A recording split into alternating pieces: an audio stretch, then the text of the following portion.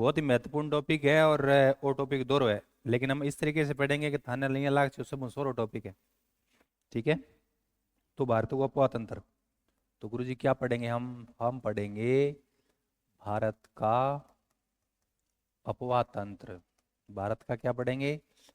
अपवा तंत्र। आपको पता है कि अपवा तंत्र में हम दो चीज पढ़ते हैं, दो पार्ट बना लेंगे इसके। क्या गुरुजी? एक तो हम पढ़ते हैं अपवा तंत्र में नदियां, क्या हो जाएगा? नदियां। दूसरा क्या हो जाएगा? झीलें। यही है। अपवा तंत्र में कितनी चीज है? नदियां और झीलें। नदियां और झीलें। अब देखो, मैं आपको थोड़ा बता रहा हूं, आप थोड़ा इसे समझें। एक एक पार्ट को लेकर पढ़ेंगे, एक एक पार्ट को लेकर पढ़ेंगे ना। तो सबसे पहले क्या पढ़ेंगे? नदियां। नदी ना आप दो पार्ट में बांट लेंगे। नदी को हम क्या कर लेंगे? दो पार्ट में बांट लेंगे। कैसे? एक तो हिमालय से निकलने वाली नदियां, तो बोलेंगे हिमालयी नदियां। दूसरा प्रायद्वीपीय भारत से निकलने वाली नदियां, तो प्रायद्वीपीय भारत की नदियां। तो आप समझो इसको, पहली कौन सी नदियां हो जाएगी? हिमालयी नदियां, मतलब हिमालय से निकलती है, नदी पहाड़ से निकलती है। दूसरा कौन सा हो जाएगा? प्रायद्वीपीय नदियां। अब इसको समझो, मैं यहाँ मैप से समझा रहा हूँ, आप जरा समझो। मैं नया नेक्स्ट पेज पे ले जा रहा हूँ, तो थोड़ा कि जूम करके आपको दिखाएं, क्योंकि तुम्हारी आदत ही क्या है? जूम करने की। जूम करने की है कि नहीं है? तो हम भी आपको जूम करके ही दिखाएंगे। ठीक है। हिमालयी नदियां। हिमालय नदियां मतलब जो इनका उद्गम कहाँ से होता है? हिमालय से होता है। दूसरा है प्रायद्वीपीय भारत, इसके नीचे वाला ये प्रायद्वीपीय भारत की नदियां। तो हिमालयी नदियों की बात करूं, तो हिमालयी नदियां जो हिमालय से नदी निकलती है, जैसे मैं आपने बताऊं कि हिमालय, ये तिब्बत की कौन सी झील है? मानसरोवर। हिमालयी नदियों में कुछ नदियां आपको बता रहा हूं। इस मानसरोवर से कौन सी नदी निकली? सिंधु। कौन सी नदी है? सिंधु। इधर पश्चिम में से सिंधु निकली और पूर्व में कौन सी? ब्रह्मपुत्र। शाबाश। कौन सी? ब्रह्मपुत्र। ठीक है। ये दो अंग बिचाले है सारी। जैसे उत्तराखंड से कौन सी नदी निकल गई? गंगा। उत्तराखंड से कौन सी? गंगा। और बहुत सारी नदियां हैं। ये मेन तीन नदी है। तो हिमालयी नदियां ये, और इसके अलावा और बहुत सारी नदियां हैं। इधर प्रायद्वीपीय भारत की नदियां हैं। कौन सी नदियां? प्रायद्वीपीय भारत की नदी ये कौन सी है? शाबाश। गोदावरी। ये कौन सी है? कृष्णा। और ये कौन सी है? बताओ, इतनी चीजें याद आपको? ये कौन सी है तुम बताओ? क्या बात है, कौन सी है? महानदी। ये बताओ कौन सी है? शाबाश, नर्मदा। और ये बताओ कौन सी है? अरे वाह, तुम पास हो गए सारे। तो सर आपने अलग अलग कलर में बताया, बिल्कुल अलग अलग कलर है। प्रायद्वीपीय भारत की ये नदियां और हिमालय वाली ये नदियां। तो सबसे पहले तो हम इन नदियों का तुलनात्मक अध्ययन करेंगे। एक तरफ हिमालयी नदियां, एक तरफ प्रायद्वीपीय भारत। देखो, नदी पहाड़ से निकलती है, दोहराऊं तो निकले को नहीं। तो बताओ, वर्ष भर कौन सी वाली नदियां बहेगी? हिमालय वाली नदियां क्या है? वर्ष भर पानी चलता है, मतलब ये 12 मासी नदी है। जबकि प्रायद्वीपीय भारत की नदियां मौसमी है। मौसमी को मतलब समझोगे? मौसमी बे नहीं, जगह थे समझो। मौसमी कौन से वाले? वो जूस वाली दुकान पर वो मौसमी रखे बे नहीं। मौसमी मतलब मौसम विशेष, वर्षा ऋतु के अंदर ही पानी चलता है, बाकी में पानी नहीं चलता। तो सर कारण क्या है फिर? एक तो एक टाइप वाली नदी तो परमानेंट चलती है हमेशा ही, और एक वर्षा ऋतु में चलती है। कारण क्या है? हैं? ऊपरों है? हैं? ऊपर क्या है? बर्फ। शाबाश। हिमालय इतना ऊंचा है कि उसमें बर्फ का घर है, बर्फ बढ़ती रहती है, पिघल पिघल के नीचे आ जाती है। तो देखिए, हिमालयी नदियों का उद्गम, बर्फ के पहाड़ों को, बर्फ की नदियों को क्या बोलेंगे? ग्लेशियर। इसलिए हिमालयी नदियों का उद्गम स्रोत ग्लेशियर है, हिमनद है। इसलिए बारिश की जरूरत नहीं पड़ती हमेशा, हाँ? पानी चलता रहता है। हाँ, बारिश आती है तो बारिश वाला और मिल जाता है, फिर खतरनाक रूप ले लेती है ना। जबकि दक्षिणी भारत की नदियां मौसमी है, क्योंकि दक्षिणी भारत में जो पश्चिमी घाट और जो भी है, इतने ऊंचे नहीं है कि जहां बर्फ जम जाए, इतनी हाइट नहीं है, इसलिए ये नदियां क्या है, मौसमी है। बताओ लंबाई किसकी ज्यादा है? हिमालय नदियां बहुत लंबी दूरी तय करती है, जबकि प्रायद्वीप भारत की नदियां तुलनात्मक रूप से छोटी है। और के उन अंतर बता उसको थे हैं? कौन सा? डेल्टा? डेल्टा तो दोनों ही बनाती है, ये भी डेल्टा बनाती है, दक्षिणी भारत की नदियां डेल्टा नहीं बनाती। गोदावरी कृष्णा महानदी ये तो डेल्टा बनाती है। आपने इन दोनों का आगे जो क्लासिफिकेशन है वो अभी याद कर लिया है ना? डेल्टा नहीं। अब सुनो, युवा कौन सी? युवा एकदम जवान। हिमालय नदियां जवान है, ठंडा के बड़े। हिमालय जवान है तो हिमालय नदियां क्या है, जवान। दक्षिणी भारत तो बहुत क्या है, पुराना है, प्रायद्वीपीय भारत, इसलिए हिमालय नदियां क्या है, जवान है, युवा है। जबकि दक्षिणी भारत की नदियां क्या है, बूढ़ी हो गई। तेज तेज कौन सी बहेगी? हिमालय वाली है, क्योंकि जवान होगी वह क्या है, तेज तेज दौड़ेगी, कई बार तो भाग जाएगी हैं?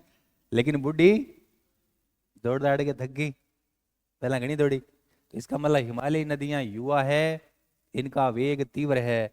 जबकि दक्षिणी भारत की नदियां प्रौढ़ है, बूढ़ी हो गई, इसलिए उनका वेग क्या है, कम है। अब दम नहीं रहा ना, वेग क्या है, कम है। हिमालयी नदियां गहरी घाटियों का निर्माण करती है, कटाई से चलती है, मतलब गहरी घाटियों का निर्माण करती है, गहरी घाट टाइप निर्माण कर देती है। जबकि प्रायद्वीपीय भारत अब बूढ़ी हो गई, अब क्या गार्ज बने इंगो ए के उथलिए, उथलिए आराम उछाल है, उथलिए। हिमालयी नदियां क्या बनाती है, नदी वी सरप। क्या बनाएगी, नदी वी सरप और गोखुर झीलें गुरुजी ओ केड़ंगो है। अरे नदी ऐसे ऐसे चलती है ना, ऐसे ऐसे, ऐसे ऐसे चलती है, पानी कम होता है। जैसे मान लो अभी नदी चल रही है, हिमालय नदियां चलती तो वर्ष भर है, लेकिन अब पानी कम हो जाएगा, बारिश में बहुत ज्यादा बढ़ जाएगा। अब नदी आराम से चल रही है, ऐसे ऐसे चल रही है। लेकिन अचानक जब क्या आई पीछे से बारिश, तो इतना आराम से चलने का वक्त होता है क्या, वहाँ वो पानी अठूइयाँ मुड़ गई, इन्हें मुड़े को नहीं, सीधो उठा जिससे। तो गुरु जी के उजी उजी सी के ओ अठू कट गयो, ओ अठू कट गयो, नदी को मारे क्यों गयो सीधो। तो गुरु जी ओ के बन गयो, इम पानी पड़ियो है, तो ये क्या बन गई, गोखुर झील। इसे बोलते हैं नदी बीच सरफ साफ पड़दा नदी चाले। तो उत्तर भारत की नदियां बीच सरफ, नदी बीच सरफ गोखुर झीलें बनाएगी, मेंढर जिसको बोलते हैं। जबकि दक्षिणी भारत की नहीं बनाएगी। सापड़ा सुपड़ा कौन बनाए, बूढ़ो बनाएगी सापड़ा, है ना? उत्तर भारत की नदियां जलप्रपात बनाती है क्या, हिमालय नदियां? उत्तर भारत हिमालय की नदियां जलप्रपात नहीं बनाती, जबकि दक्षिणी भारत की नदियां क्या बनाती है, जलप्रपात। इसलिए दक्षिणी भारत की नदियों पर जल विद्युत उत्पन्न होती है, और हिमालय वाली नदियों में जल विद्युत उत्पन्न नहीं होता। इतनी बात याद रखनी है। कितना आराम से आपको बता दिया। पहले इनका तुलनात्मक अध्ययन करते हैं। इधर लिखें क्या या वहां पड़ा हुआ है, यही लिख देते हैं ना क्या? ये कौन सी नदी, हिमालयी नदियां। और ये कौन सी है, प्रायद्वीपीय नदियां।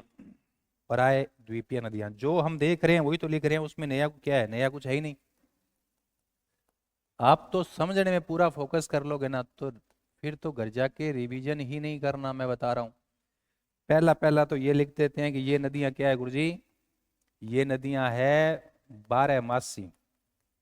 हिमालयी नदियां क्या है, 12 मासी, क्योंकि स्रोत क्या है, ग्लेशियर। ग्लेशियर अंग्रेजी में बोलते हैं, हिंदी में क्या बोलेंगे, हिमनद।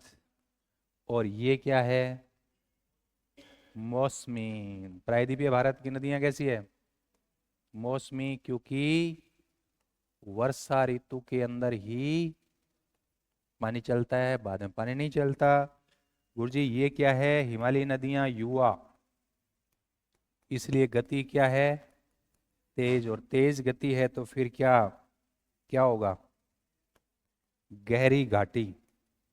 गहरी घाटियों का क्या करेगी, निर्माण।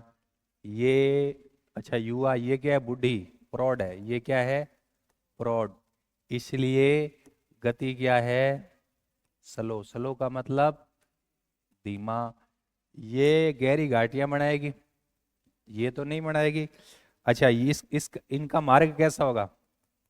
मार्ग होगा उथला, गहराई ज्यादा कोनी में, और इधर क्या है, ये गहरी घाटियां बना रही है। नेक्स्ट देखो, क्या बताया था, इनकी लंबाई क्या है? लंबाई ज्यादा है, इनकी लंबाई क्या है?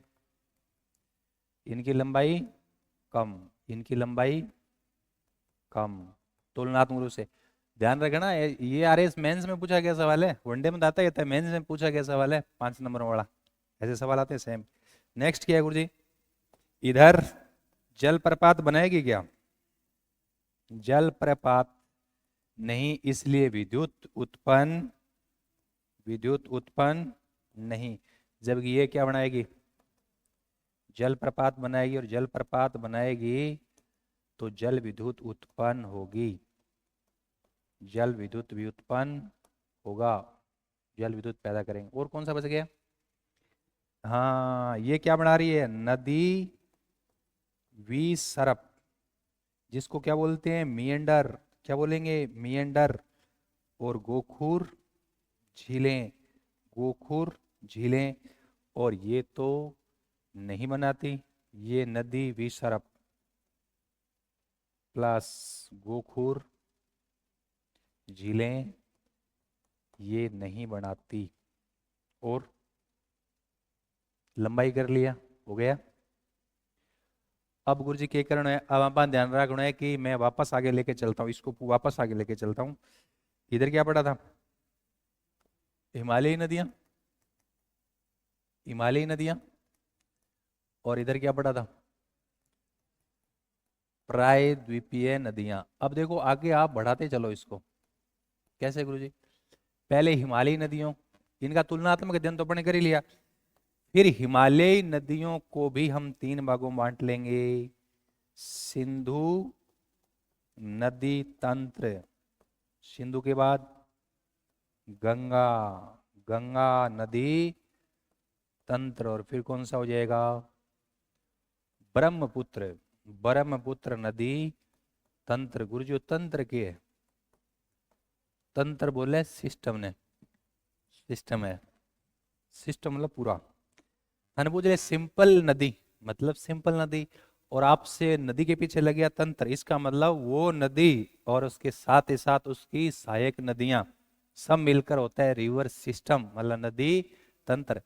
सिंधु नदी तंत्र का मतलब ये हो गया, देखो मैं वापस आ रहा हूं, सिंधु और सिंधु की सहायक नदियां, सिंधु और सिंधु की सहायक नदियां सब पढ़ेंगे, चिंता नहीं करना, सब पढ़ेंगे।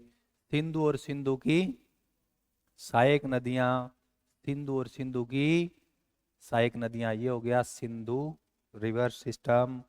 तो गुरुजी फिर गंगा और गंगा की सहायक नदियां, गंगा और गंगा की सहायक नदियां क्या हो जाएगी? आए, क्या हो जाएगी? गंगा नदी तंत्र। फिर गुरुजी ब्रह्मपुत्र और ब्रह्मपुत्र की सहायक नदियां, ये क्या हो जाएगा? ब्रह्मपुत्र नदी तंत्र। तो ऐसे अपन को ध्यान रखना। अब इनको एक एक करके पढ़ लेंगे। तो सर प्रायद्वीपीय भारत में क्या है? अब इसको समझो, प्रायद्वीपीय भारत, प्रायद्वीपीय भारत की नदियों को भी 2 भागों में बांट लेंगे। कैसे?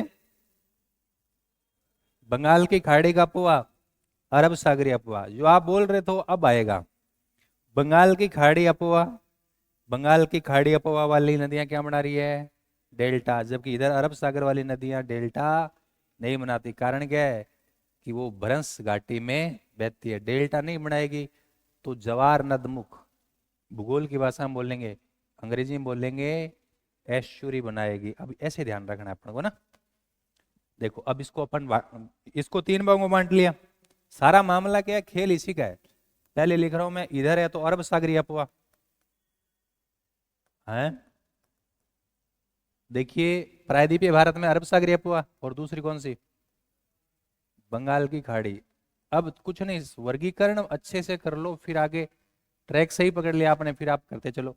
अरब सागरी अपवाह की नदियां डेल्टा नहीं बनाती, कारण वो भ्रंश घाटी में बहती है, भ्रंश घाटी में बहती है। तो गुरुजी डेल्टा नहीं बनाती तो फिर उसको क्या बोलेंगे? उसको बोलेंगे जवार नदमुख, या अंग्रेजी में बोलेंगे एस्चुअरी। तो कौन क्या बनाती है? एस्चुअरी बनाती है। ये नदियां सारी क्या बनाती है? डेल्टा बनाती है। और ये नदियां जब डेल्टा बनाती है ना, मैं एक चित्र लेके आ रहा हूँ आपके लिए, इसमें आप ध्यान से सुनो। इनका डेल्टा बड़ा डेल्टा है वैसे, है ना? देखो, आप देखोगे तो कौन सी नदी है ये? देखो, ये वाली कौन सी है? गोदावरी, कृष्णा, कावेरी, मानवी। ये जो है ना इधर, ये डेल्टा वेल्टा भी बनाती है यार। यहाँ का जो आपने देखा कि पूर्वी तटीय मैदान, देखो टॉपिक सारे जुड़े हुए हैं। पूर्वी तटीय मैदान चौड़ा है ना, हमने कहा था कि यहाँ चावल खूब होता है, तो इसे क्या बोलते हैं? दक्षिणी भारत का अन्न भंडार। आप देखो उड़ीसा, आंध्र प्रदेश, तमिलनाडु, यहाँ क्या होता है? चावल। पूर्वी तटीय मैदान क्या है? चौड़ा है। क्लियर है? तो ऐसे आपको ध्यान रखना है। तो ये तो बढ़िया हो गया गुरु जी। हिमालय प्राकृतिक नदियों की तुलनात्मक अध्ययन कर लिया, फिर हिमालय वालों को तीन भागों में बांट लिया। कैसे? सिंधु, गंगा और ब्रह्मपुत्र नदी तंत्र। इधर भी क्या बांट लिया?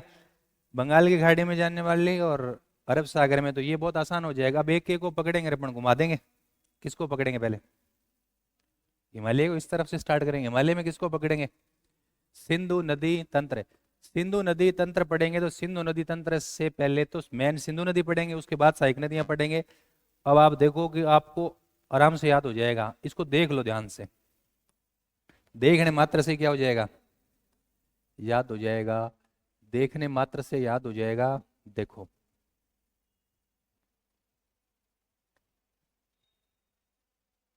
कैसे? समझ गए बात? तुम कहोगे गुरु जी अभी इतना ऐसे क्यों कर रहे हो? अपन को यही चाहिए ना, पार्ट ऊपर वाला जूम करना है। वही तो है ना, जूम करना है। अब हमें सिंधु और सिंधु की सहायक नदी सब पढ़ लेंगे। केवल 5 मिनट का समय लगेगा। आप बोर्ड पे तुम्हारा ध्यान इधर से उधर नहीं होना चाहिए, तो तब तुम सीख जाओगे। ठीक है? तो ये अपना इंडिया है। ऊपरली साइड में तो नेपाल, भूटान, पहला तिब्बत नाम को देश सुन, तो चाइना भी मेरे धक्कों के कर लियो।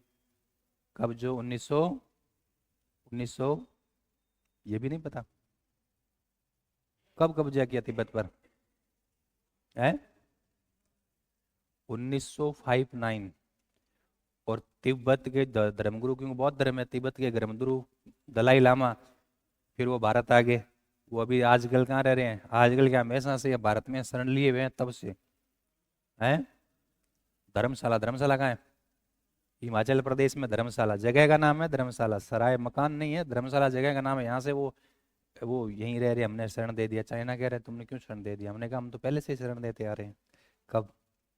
काबुल से आया था 1550 में, उसको शरण दे दिया था। और दलाई लामा ने 90 साल की उम्र में, अभी आपने अखबार पढ़ा होगा आजकल का, क्या किया उन्होंने? हैं? दलाई लामा ने 90 साल की उम्र में ग्रेमी अवार्ड जीता है। Grammy award. कितने साल की उम्र में? ठीक है, वो तिब्बत की है। ठीक है, इधर देखो। तो इस तिब्बत में एक झील है। तिब्बत में क्या है? एक झील है। अब तो चाइना का कब्जा हो गया। इन झील को नाम है मानसरोवर। ये पवित्र झील है, मानसरोवर। बन गई झील। आ झील के बहुत बड़ी झील है, बहुत बड़ी झील, एरिया ज्यादा है इसका तिब्बत में, मानसरोवर। अब इस झील के पश्चिम साइड से, इस झील के पश्चिम साइड से यहां, ये देखो यहां एक जगह है।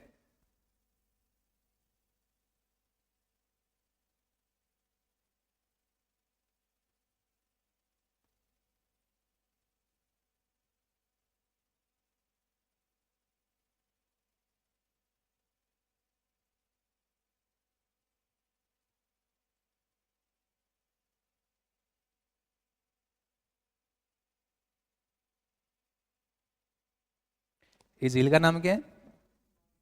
मानसरोवर। इस झील के पश्चिम में एक जगह है, उस जगह का नाम है सानो ख्वाब।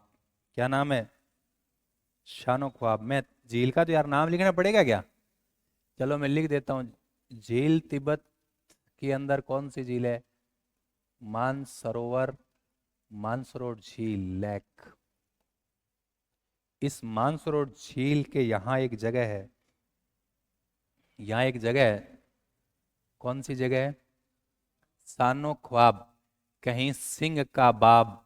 नाम थोड़ा सा अपभ्रंश में दे दे, बिगाड़ बिगुड़ के, तो तुम्हें डरना नहीं है, घबराना नहीं है, मजबूत रहना है एग्जाम के टाइम, है ना। सानो ख्वाब ऐसे याद रखो, सानो ख्वाब, सानो ख्वाब। और वहां एक दर्रा है, बोखरचू दर्रा। तो बोखरचू दर्रा के निकट सानो ख्वाब से नदी निकलती है सिंधु। सिंधु से सानो ख्वाब। इधर देखो आप, यहां से ये कौन सी जगह है, ऊपर लिखना पड़ेगा। ये जगह गुरुजी सानो, जगह सानो ख्वाब। दर्रा कौन सा है, बोखरचू दर्रा। दर्रा कौन सा है, बोखरचू। जगह का नाम क्या है, सानो ख्वाब। वहां से एक नदी निकलती है, कौन सी, सिंधु। और सिंधु नदी निकल के पश्चिम में जाती है, पश्चिम में जाती है तो यहां लद्दाख। ये कौन सा भारत के अंदर कहां से प्रवेश करेगी, लद्दाख। और लद्दाख के पास प्रवेश करेगी, किसी चीज को प्रवेश करवाना होता है तो दम लगाना पड़ता है। क्या क्या क्या लगाना पड़ता है, दम। तो भारत के लद्दाख में प्रवेश करेगी किस जगह पर, दम चौक। दम चौक। और यहां दो, दो क्या है, श्रेणी है, और श्रेणियों के बीच में घुसा दी। कौन सी श्रेणी है, कलेजा। लद्दाख और जास्कर के बीच, दो श्रेणियों के बीच में दम लगा के दम चौक घुसा दिया। फिर क्या है, लेह। लद्दाख की राजधानी कौन सी है, लेह। लेह से होकर बहती है, इसे लेह की जीवन रेखा। चलो गुरुजी, क्या है रे, कौन सी जगह, दम चौक। भारत में कहां से प्रवेश करती है, दम चौक। दम चौक से प्रवेश करती है के पास, लेकिन अपन को तो दर्रे का नाम याद रखना है। दर्रा आपको बताया था कौन सा, जोजिला। ये दर्रा कौन सा है, जोजिला दर्रा। जोजिला दर्रा। और कौन सी श्रेणी है, ऊपर क्या है, लद्दाख और काराकोरम। कौन सा, श्रेणी लद्दाख और काराकोरम। पूछते हैं दोनों श्रेणियों के बीच बहती है। ये देखिए आपका पूर्ण नॉलेज यही है, लद्दाख और काराकोरम। और यहाँ कौन सा जिला है, कौन सा जिला है, ले। इसे ले की क्या बोलते हैं, जीवन रेखा। इसे ले की क्या बोलेंगे, जीवन रेखा। स्पेस नहीं है मेरे पास, लेकिन फिर मैं लिख रहा हूं, इसे ले की क्या बोलेंगे, एल एल, ले की लाइफ लाइन। वापस आओ, राक्षस सॉरी मानसरोवर झील के पश्चिम भाग में सानो ख्वाब नामक जगह से बोखरचू दर्रा से निकलती है, पश्चिम में बहती है। और फिर क्या है, बोलो, दमचौक के पास जोजिला दर्रा से भारत में प्रवेश करती है, लद्दाख और काराकोरम। कैलेजा, सही तो है। अच्छा कैलेजा, जय ना, हाँ, कै तो ऊपर रह गया ना, कलेजा, जास्कर।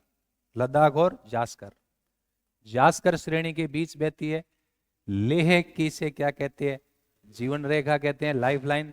ये आगे गई और फिर पाकिस्तान में प्रवेश करेगी। तो पाकिस्तान में कोई जाना चाहेगा क्या, तो चिल्लाएगा, ये नदी चिल्ला रही है। चिल्लास के पास पाकिस्तान में प्रवेश करती है, कौन सी जगह, चिल्लास। चिल्लास के पास पाकिस्तान में प्रवेश करती है। फिर ये गुरुजी पाकिस्तान के अंदर बहती है, और बहती बहती सिंध प्रांत के बीचों बीच से होती हुई यहाँ कराची, पाकिस्तान में जो है ना, कराची बंदरगाह के पास कहाँ गिर जाती है, एएस। एएस का मतलब अरेबियन सी, अरब सागर में गिर जाती है। एक लंबा रास्ता तय करती है, भारत में ज्यादा नहीं बहती, पाकिस्तान में बहती है, और पूरा एकदम इधर। और इसकी लंबाई है टोटल 3180 किलोमीटर। कितनी लंबाई है, और नदी कौन सी है, सिंधु रिवर है। लंबाई कितनी है, 3180 किलोमीटर। अधिकांश पार्ट कहाँ है, पाकिस्तान में बहता है, किस नदी का, सिंधु। गुरुजी सिंधु की सहायक नदी कौन सी है, सिंधु की सहायक नदियां, ध्यान से सुनो, सिंधु की सहायक नदियां। सिंधु की सहायक नदी याद रखो, झेलम। पहले मैं लिख देता हूं, फिर आप एक एक को पढ़ेंगे, चिंता नहीं करना। झेलम, चिनाब, रावी, व्यास और सतलज। कितनी है, इसकी सहायक नदियां है ना, मैंने ये नॉर्थ से साउथ आपको समझाएंगे, चिंता नहीं करना, ऐसे ही है। पहले झेलम, चिनाब, रावी, व्यास, सतलज, ये नॉर्थ से कहाँ, साउथ। और ये कितनी नदी है, 5। इन 5 सहायक नदियों को बोलते हैं पंच नद। क्या बोलेंगे, पंच नद। क्या बोलेंगे, पंच नद। गुरुजी अन्य सहायक नदी और किसी है, और भी है सहायक नदी, जैसे गिलगिट। गिलगिट जगह है ना, नदी का नाम भी है, सयोक, कुरम, काबुल, गोमल, ये सारी अन्य नदियां भी है, गिलगिट, श्योक, कुरम, काबुल, गोमल, काबुल, कोमल, कुरम, सयोग, सयाद है, योग, सयोग, गिलगिट, ये अन्य सहायक नदी हैं। लेकिन मुख्य रूप से पंचनद जिसको बोलते हैं। समझ में आ गई बात क्या, कोई दिक्कत, मेरे हिसाब कोई दिक्कत को नहीं, हम अलग अलग करके पढ़ेंगे। अब इसके बाद नीचे, अब है ना, चिंता नहीं करना, बिल्कुल चिंता नहीं करना है। एक सेकंड में वापस ले चलता हूं आपको, क्योंकि एक मैप में हम सारा बताएंगे तो फिर कचरा हो जाएगा, इसलिए हम जूम कर करके या हर मैप में जितनी भी नदी आ जाएगी उस हिसाब से देखेंगे। सुनो, मैं आपको वापस ले चलता हूँ, वापस आइए। तिब्बत में मानसरोवर लेक, पश्चिम में सानो ख्वाब जगह, बोखरचू दर्रा, निकल गई कौन सी, सिंधु।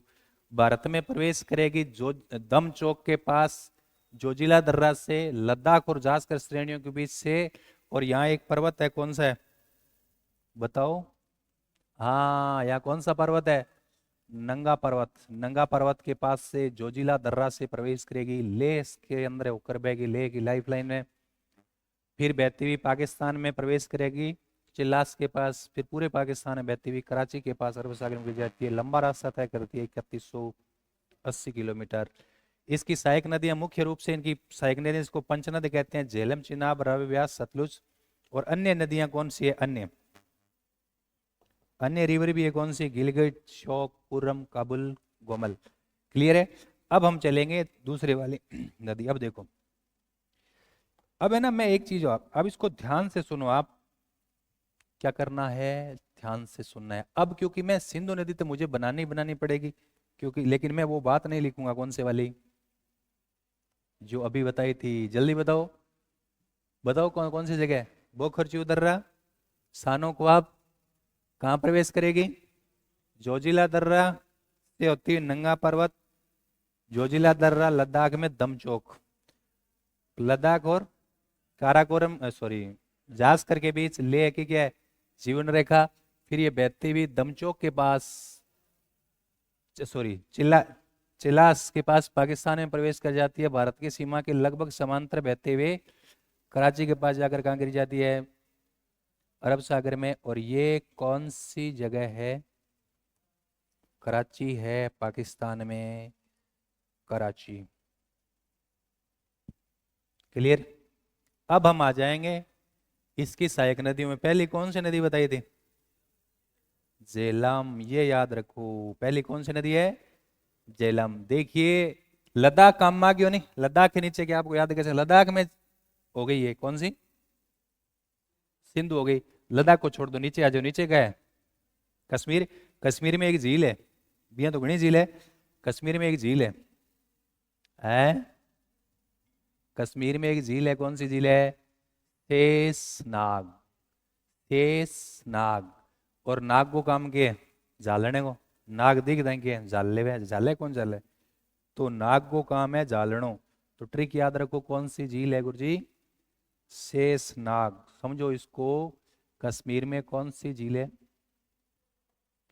कश्मीर में कौन सी झील है, शेषनाग, शेषनाग झील। नाग को काम किया है झालनो, नाग को काम किया झालनो, तो झालनो मतलब झेलम। तो यहां से कौन सी नदी निकली, झेलम। कौन सी नदी है, मैं लिख रहा हूं ऊपर, कौन सी है, झेलम रिवर। क्लियर। झेलम मतलब जालियो कौन है, नाग। जालने के बाद में शेष के बच्चे, कहीं कौन बच्चे, शेष नाग। ठीक है। अब ये निकल गई ना, कश्मीर में आगे एक झील है, वुलर झील। कौन सी झील है, वुलर झील। कश्मीर के अंदर ये झील बनाएगी, कौन सी झील, वुलर झील। और वूलर झील के साथ इस नदी की सहायक नदी, इसकी ही वो है सहायक नदी, उससे डल झील में भी क्या होती है, जलापूर्ति। कश्मीर की दो झीलें फेमस है, कौन सी? वूलर और याद रख लो डल, वूलर और डल, वूलर और डल। फिर कश्मीर की राजधानी श्रीनगर, कश्मीर की राजधानी कौन सी है? श्रीनगर, जिसको किसने बसाया था? मौर्य सम्राट अशोक। वो श्रीनगर भी इसके किनारे है, ये रहा आपका श्रीनगर। ठीक है, और फिर ये नदी कहाँ चली जाएगी? पाकिस्तान में चली जाएगी।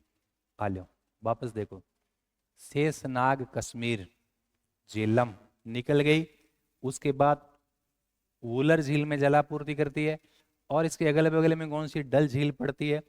और उसके बाद शेष क्या, श्रीनगर कश्मीर की राजधानी जो मौर्य सम्राट अशोक ने बसाया था आज से 2300 साल पहले, वो इसके किनारे है। फिर कहाँ चली जाती है? ये पाकिस्तान में। इन नदियों पर परियोजना चल रही है, जो परियोजना अभी नहीं बताऊंगा मैं, एक अलग से चैप्टर है, वहां केवल और केवल हम परियोजना की बात करेंगे। तो इससे क्या हो जाएगा, इससे आपका एकदम क्लियर हो जाएगा, और फिर एक तरीके से रिवीजन भी हो जाएगा और आपको बहुत आसान लगेगा ना। जहाँ उरी परियोजना चल रही है वो बाद में देखेंगे। झेलम पाकिस्तान में मैंने छोड़ दियो, ले जाके छोड़ दी। फिर झेलम के बाद कौन सा था? चिनाब। देखिए आप ऐसे याद करो, लद्दाख से होकर कौन सी बह रही है? सिंधु। सिंधु के बाद झेलम कश्मीर। अब और नीचे आ जाओ, आगे वाली तीनों नदियां हिमाचल। आगे कितनी? 3 नदियां, वो हिमाचल। तो आगे कौन सी है? हाँ, हिमाचल में एक दर्रा बता रहा हूं मैं, हिमाचल में एक दर्रा है। देखिए नदी आगे, आगे वाली नदी कौन सी हो जाएगी? चिनाब। में लिख रहा हूं, ध्यान से सुनना इस बात को। आगे वाली गुरुजी नदी है चिनाब। आप ऐसे याद रखो, चीनाब, बै से पकड़ लो, बारालाचला, हिमाचल। आगे वाली तीनों हिमाचल ही होगी। तो यहां कौन सा दर्रा है? बारालाचला। तो बारालाचला दर्रा एचपी हिमाचल प्रदेश ही है। बारालाचला दर्रा तो चीनाब, वैसे बारालाचला, तो बारालाचला दर्रे से कौन सी नदी निकली? चिनाब, हिमाचल। क्लियर? उसके बाद रावी, आगे वाली नदी कौन सी होगी? रावी। आप याद रखो, रावी में रै पकड़ लो। रावी में क्या? रै, रै से हो जाएगा रोहतांग दर्रा। रै से क्या हो जाएगा? रोहतांग। गुरुजी ओ घटा ओ बटाई है, कौन सा दर्रा? रोहतांग दर्रा। ये भी कहाँ है? एचपी हिमाचल प्रदेश। तो क्या हो जाएगा? रावी रोहतांग दर्रे से निकलती है, और ये भी आ गई। अब तीनों के आ गई, पाकिस्तान में चली गई। तीनों ही के चली गई पाकिस्तान में। मन लगेगा क्या अकेले का? नहीं लगता ना। तुम घर से आते हो पहले तो अकेले अकेले रहते हो, फिर तुम हमारे क्या हो जाते हैं? दोस्त। अब ऐसे 3 दोस्त ऐसे चल रहे हैं, ऐसे चल रहे हैं, एक बिचाड़ा है, एक इधर है, एक इधर। कैसे मिलेंगे? साइड वाले आकर उसमें क्या हो जाएंगे? मिल जाएंगे। तो ये 3 नदियां, ये ऊपर वाली नीचे आ गई, नीचे वाली ऊपर। अब तीनों क्या हो गई? एक हो गई पाकिस्तान में जाकर। कैसे मिली? विचार लिम, ऊपरली मिल गई, निचली मिल गई। अब एक धारा बन गई, इसको रोक दो। फिर कौन सा था? व्यास। फिर कौन सा है? व्यास। मैं यहां लिख रहा हूं व्यास। व्यास वैसे व्यास कुंड, व्यास कुंड। गुरुजी व्यास कुंड घटा है, व्यास नदी व्यास कुंड ओ एचपी के अंदर है। मतलब ये तीनों क्या है? एचपी। यहां से कौन सी नदी निकली? व्यास। लेकिन व्यास निकल के यहीं रुक गई। ये कह रही है कि मैं अकेली कहाँ जाऊं, तो इसको रोक दो। फिर ऊपर से वापस देखो, ऊपर ये कौन सी झील है? मानसरोवर। मानसरोवर लेक। पश्चिम से क्या निकली? सिंधु। और सानोख्वाब, सानोख्वाब से। और इस मानसरोवर झील के दक्षिण में एक जगह है, उस जगह का नाम क्या है? शाबाश, इस जगह का नाम है राक्षस ताल। तो मानसरोवर के दक्षिण में राक्षस ताल से कौन सी नदी निकलेगी? राक्षस ताल से नदी निकलेगी सतलज। और सतलज रिवर आएगी भारत में, तो कहां से प्रवेश करेगी? पढ़ा रखा है हिमाचल प्रदेश के सिपकिला दर्रा। सतलज है ना, सतलज है ना। तो सह से सतलज और सह से सिपकिला दर्रा। गुरु ये दर्रा कहाँ है? ये भी एचपी में। सिपकिला दर्रे से प्रवेश करेगी भारत में, और यहां जब आएगी तो व्यास को कहेगी तो अकेली क्या कर रही है, मेरे साथ आजा 2 सीटर में। तो ए दोनों की होगी, मिल गई। ये जब मिलेगी तो हमने इधर जब मिला तब हमने यहाँ एक बांध बना लिया, हरि के बैराज। कौन सा? और हरि के बैराज से हमने, ये तो मिल के आगे चली गई, ये पाकिस्तान में चली जाएगी। इस हरि के बैराज से हमने क्या कर लिया, राजस्थान में क्या लेकर आ गए, एक नहर लेकर आ गए। और ये क्या है, आईजीएनपी इंदिरा गांधी नहर परियोजना, आरसीपी राजस्थान कैनाल प्रोजेक्ट। और ये व्यास और सतलज मिलकर पाकिस्तान में चली गई, ये पाकिस्तान में जा रही है। ऊपर वाली वे तीनों धारा मिल रही, बोलियो अकेली किंज है। अपन फिर किस में आ जाते हैं, 2 सीटर में। तो ये फिर दोनों पाकिस्तान में मिल गई। फिर एक मिले बाद में एक ही हो जाए, मिलने के बाद तो दो दो थोड़ी रहते हैं, मिलने के बाद क्या हो जाता है, एक हो गए। और एक को क्या होना पड़ता है, 2 होना पड़ता है। वापस 2 होते ही क्या हो जाता है, एक। फिर क्या होना पड़ता है, 2। और ये सिलसिला चलता रहता है। तो ये फिर दोनों मिलने के बाद फिर अकेली हो गई। इसने कहा अब क्या करें, बोले करना क्या है, इसमें मिल जा, इसमें मिल गई। अब ये फिर क्या हो गई, एक हो गई। समझ में आ गई बात किसकी, पंचनद, एक होने वाली कहानी है। दिमाग में घुसा लो, लद्दाख, सिंधु, झेलम, झेलम कश्मीर, झेलम कश्मीर। बाकी तीनों, चिनाब, बारालाचला, रावी, रोहतांग और व्यास, व्यास कुंड, ये तीनों हिमाचल से निकलते हैं, जबकि सतलज हिमाचल से प्रवेश करती है। आती तो कहां से, ऊपर से। ठीक है, हेलो, अब बात समझ में आ गई तरह, कोई दिक्कत, कोई दिक्कत को नहीं। वापस आओ, रिवीजन कर लेते हैं, मेरे हिसाब से बहुत ज़्यादा हो जाएगा, फिर कचरा हो जाएगा ना। लेकिन ध्यान रखना, तुम इसे ऐसे ही मत छोड़ देना, क्योंकि तुम्हें लगता है गौरव मजा आ रहा है, ये तो बहुत सिंपल है। लेकिन ये मजा तो मुझे आ रहा है, तुम्हें अभी नहीं आ रहा तुम तो बढ़ाओगे ना, हाथ से सीखोगे तब आएगा तुम्हें, तब उगिएगा ना। अब तुम्हें लग रहा है ये तो हो गया, बस हो गया, तुम अड़के में ले लेते, फिर घर पे जाके कुछ नहीं करोगे, ये साफ हो जाएगा। इसलिए घर पे जाके कम से कम 3-4 बार हाथ से बनाओ, फिर कोई दिक्कत को नहीं आगे। नदियां आपके मैप, इसमें नोट्स के अंदर ऐसे ही दे रखा है, समझ आ रही बात। ऐसे अपन को ध्यान रखना है, ये आपको हाथ से रफ कॉपी में बनाना है, नोट्स में ना बनाना लग जाइए, नोट्स खराब कर देगा।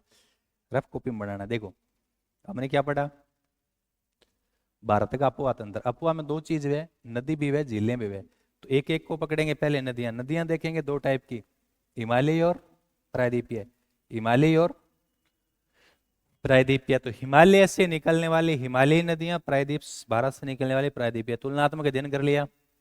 ये है बारहमासी, ये है मौसमी। इनका स्रोत है ग्लेशियर हिमनद, इनका वर्षा। ये युवा है, गहरी घाटियों का निर्माण करती है। ये बूढ़ी है, प्रौढ़ है, इसलिए वेग ज्यादा नहीं है, ये उथली है ना, इनका तला उथला है। ये जल विद्युत का उत्पादन नहीं करती, क्योंकि जलप्रपात नहीं बनाती। दक्षिणी भारत की नदियां जलप्रपात बनाती है, जल विद्युत का उत्पन्न करती है। ऊपर वाली गहरी घाटियों का निर्माण करती है, गोखुर झीलें और नदी भी सर्प का निर्माण करती है, मियंडर वगैरह। लेकिन दक्षिणी भारत की नदियां ये नहीं करती। ठीक है, इनकी लंबाई ज्यादा है और नीचे वालों की लंबाई कम है। गुरुजी फिर ये तो पढ़ लिया, इसके बाद हिमालयी नदियां भी 3 टाइप की, सिंधु नदी तंत्र, गंगा नदी तंत्र और ब्रह्मपुत्र नदी तंत्र। और इधर प्रायद्वीपीय भारत की नदियां भी 2 टाइप की, अरब सागरी और बंगाल की खाड़ी। बंगाल की खाड़ी वाली नदियां डेल्टा बनाती है, लेकिन पश्चिम में अरब सागरी नदियां डेल्टा नहीं बनाती। नर्मदा और ताप्ती, कौन सी है, नर्मदा और ताप्ती, ये क्या करती है, डेल्टा नहीं बनाती, क्योंकि ये भ्रंश घाटी में बहती है। गुरुजी अपन तो हिमालय वाला पढ़ेंगे। हिमालय में पहला क्या है, सिंधु नदी तंत्र। वापस आओ, सिंधु नदी तंत्र में हमें पढ़ना है तिब्बत की कौन सी झील, इसके पश्चिम में कौन सा पॉइंट, सानो ख्वाब, सानो ख्वाब सिंधु। कौन सा दर्रा, बोखचूर दर्रा से सिंधु नदी निकली और पश्चिम के अंदर ये बहेगी। बहते बहते भारत में दम चौक के पास लद्दाख जो यूटी है उसमें प्रवेश करेगी। जो जिला दर्रे से नंगा पर्वत के पास से ले की जीवन रेखा है, लद्दाख और जास्कर के बीच बहती है, फिर चिल्लास के पास पाकिस्तान में प्रवेश करा देती है और पूरे पाकिस्तान में बहती भी कराची के पास अरब सागर में गिर जाती है। लंबाई है 31। अब इसकी सहायक नदी याद रखो भारत की तरफ से झेलम, चिनाब, रावी, व्यास, सतलुज, ये 5 नदियां है बड़ी सहायक नदी, इसलिए इसे पंच नदी कहते हैं। अन्य सहायक नदियां गिलगित, श्योक, कुर्रम, काबुल, गोमल। अब देखो गुरुजी, इधर देखो, मैंने पहले तो बना दिया वो वाला सिंधु, अब इसको लिखना नहीं है क्योंकि ये तो हमने पढ़ी रखा है। अब हमें क्या करना है, लद्दाख को छोड़ दो, कश्मीर, कश्मीर का शेष नाग, नागों का मैं झालनो झेलम, आगे गई वुलर और डल, श्रीनगर इसके किनारे पाकिस्तान में जाके छोड़ दो, फिर ये सारी हिमाचल में आएगी। चिनाब, बै से बारालाचला से निकल जाएगी चिनाब, पाकिस्तान में छोड़ दो, फिर रावी, रोहतांग दर्रा हिमाचल से निकलेगी पाकिस्तान, ये तीनों एक हो गई। फिर व्यास नदी, व्यास कुंड एचपी से, ये आके रोक दो, फिर ऊपर से आएगी मानसरोवर झील के साउथ में राक्षस ताल से सतलज, और भारत में सिपकीला दर्रा हिमाचल से प्रवेश करेगी, और फिर आगे अगर व्यास और सतलज दोनों एक हो जाएगी, जहां मिलेगी वहां हरिके बैराज बांध है, जहां से आईजीएनपी निकाल दिए गया, ठीक है। और ये वो दोनों नदी पाकिस्तान में चलेगी, वो जाती जाती सिंधु नदी में मिलने से पहले दोनों धाराएं एक हो जाती है और फिर ये सिंधु में मिल जाती है। तो जी ये तो बढ़िया हो गया, लेकिन ये बढ़िया तब होगा जब आप इसको हाथ से लिखेंगे, बनाएंगे।